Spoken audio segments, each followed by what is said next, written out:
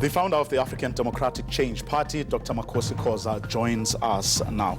Good evening, Dr. Khoza. Thank you very much for agreeing to talk to us this evening. Well, a lot of people are still baffled. You know, how do you take such a big step as forming a political party only to quit 5 months down the line? Well, I mean, there is something called Vuyo strategy review, and there are always mitigating circumstances. I do scenario planning. You look at where you can be most, you can make more impact. And if I feel at any given time that I am no longer going to be able to make as much impact in this area, and I think I can make a huge impact elsewhere, I don't think there's anything wrong with actually changing your mind and going for that.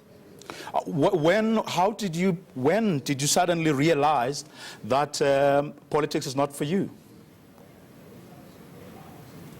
Well, first of all, I mean, you must understand that I was approached by a number of people, and of which one of them you might know in due course, who came to speak to me and said, listen, I have this position for local government specifically to investigate corruption in local government and what have you. Would you consider becoming a CEO of this entity? And we had a lot of discussions. And I also do think that also the death of Mam Winnie made me to reflect, because she had spoken to me about going back to the ANC. And it's important that if you are a leader, you have a moral reflective capacity. In other words, you look at the situation, you say, this is the reality that I'm confronted with, and now I need to be considering going to a space where I can make more impact. Truth be told, if I went to Parliament now, it's true that Cyril Ramaphosa has come in and has actually done some of those positive things that the country has been waiting for. And the reality is that you don't want also to oppose for the sake of opposing. And I'm not cut out for that kind of thing. So I then thought that instead of me going into politics, maybe I need to look at this opportunity. I started also, as you know, I've already published the work which is going to be launched on the 22nd of May 2018 at the University of Natal here, which is published by Cambridge University, where I was proving that isiZulu is mathematically formulated. For that, because I invented that, there is no other person who can train the trainers. I'm the only person that can do that. And I don't think I can do that when my one leg is in politics, my other leg is trying to pursue this elevation of African languages as those of prestige and prosperity. You can't do it together, you know, unfortunately. So the ANC under Ramaphosa's leadership has a lot to do with the decision. Well, you know, let's face it. Everything is about timing in life. If you are not truthful, you are not going to be able to move that much faster in life. In life, you have to be able to assess the situation. You have to be able, what are the mitigating circumstances now? What are the risks? What are the obligations and so forth? And the truth be told, I do believe that Cyril Ramaphosa, there are good things that he's beginning to do. And obviously, there is still a lot that has to be done.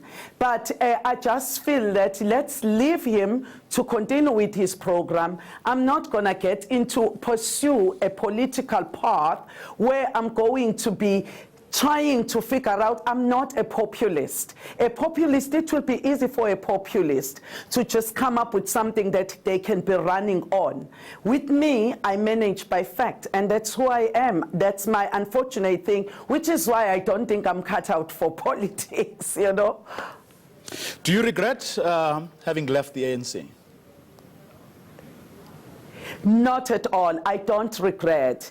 In fact, if there is one fear that I have about going back to the ANC, you know, the possibility of having a Didi Mabuza presidency in the near future scares me. It does scare me. It frightens me. And I'm not sure if I would be able to thrive in that environment. And being a person like that I am, you know, I tend to be very vocal. I will end up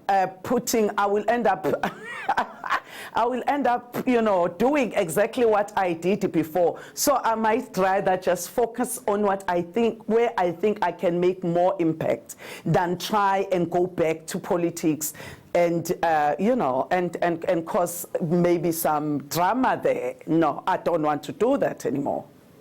Why is the possibility of a Didi Mabuza ANC president, why does that scare you?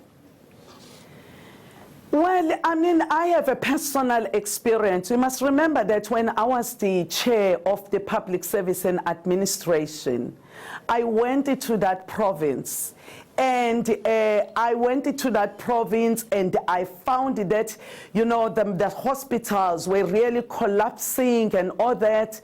And I even received death threats in that province. And again, I've had people that I worked very closely with when I was still at Salka, you know, like Jimmy and Mohlala. And those people were assassinated in that province.